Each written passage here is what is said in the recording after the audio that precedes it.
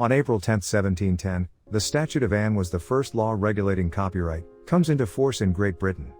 The Statute of Anne, also known as the Copyright Act 1710, is an act of the Parliament of Great Britain passed in 1710, which was the first statute to provide for copyright regulated by the government and courts, rather than by private parties.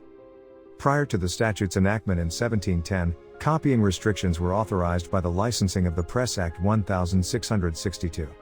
These restrictions were enforced by the Stationers' Company, a guild of printers given the exclusive power to print, and the responsibility to censor, literary works.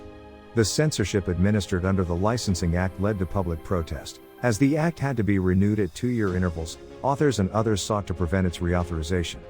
In 1694, Parliament refused to renew the Licensing Act, ending the stationers' monopoly and press restrictions. Over the next 10 years the stationers repeatedly advocated bills to reauthorize the old licensing system, but Parliament declined to enact them.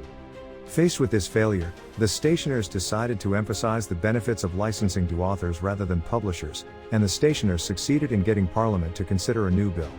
This bill, which after substantial amendments was granted royal assent on April 5, 1710, became known as the Statute of Anne owing to its passage during the reign of Queen Anne.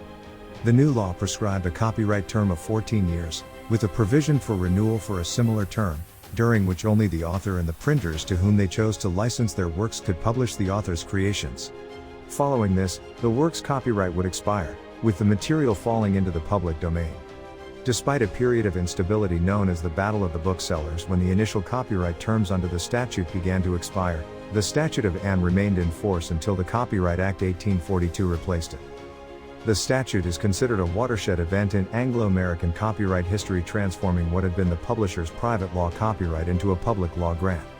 Under the statute, copyright was for the first time vested in authors rather than publishers. It also included provisions for the public interest, such as a legal deposit scheme.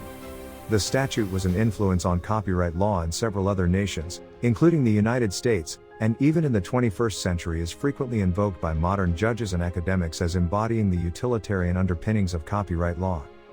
Consisting of 11 sections, the Statute of Anne is formally titled an Act for the Encouragement of Learning, by vesting the copies of printed books in the authors or purchasers of copies, during the times therein mentioned. The preamble for the statute indicates the purpose of the legislation, to bring order to the book trade, saying, whereas printers, booksellers, and other persons, have of late frequently taken the liberty of printing, reprinting, and publishing, or causing to be printed, reprinted, and published books, and other writings, without the consent of the authors or proprietors of such books and writings, to their very great detriment, and too often to the ruin of them and their families, for preventing therefore such practices for the future, and for the encouragement of learned men to compose and write useful books, may it please your Majesty, that it may be enacted. The statute then continued by stating the nature of copyright. The right granted was the right to copy, to have sole control over the printing and reprinting of books, with no provision to benefit the owner of this right after the sale.